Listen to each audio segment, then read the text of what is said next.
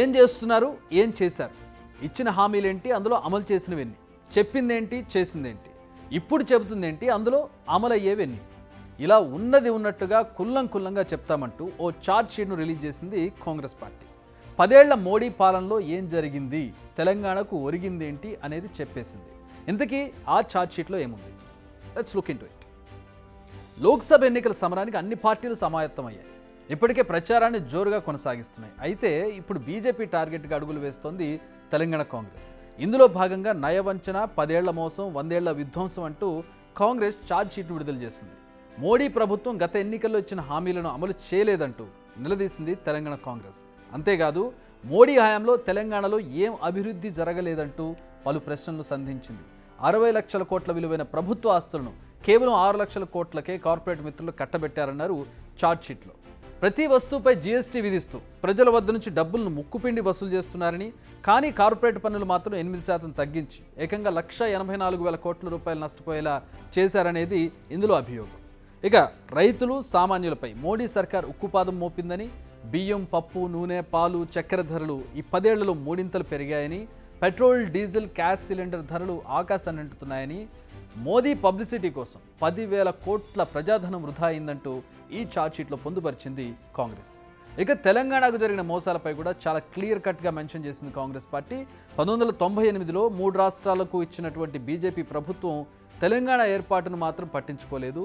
Bayyaram steel plant, Kazipet railway coach factory ఇవ్వలేదు.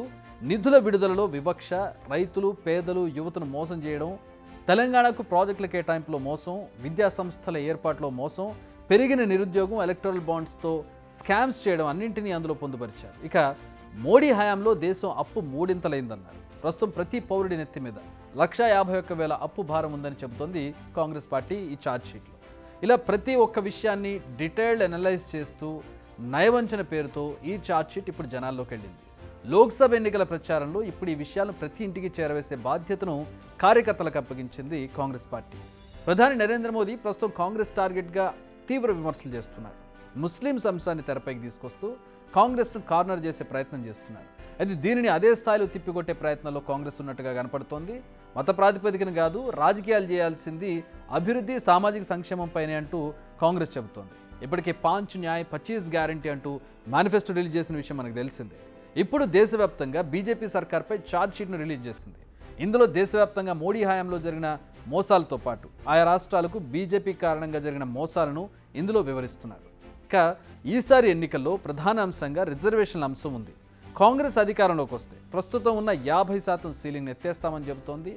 దీనిపై BJP ఎలాంటి కామెంట్స్ చేయడం లేదు. అట్ ది సేమ్ టైం ఈ అంశంపై దృష్టి మరల్చేందుకు చేయాల్సినంత ప్రచారం నడుస్తూనే ఉంది.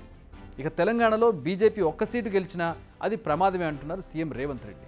నిజానికి ఈ ఛార్జ్ షీట్ను రిలీజ్ చేసేందుకు కూడా సరైన సమయాన్ని సెలెక్ట్ చేసుకుంది కాంగ్రెస్ పార్టీ.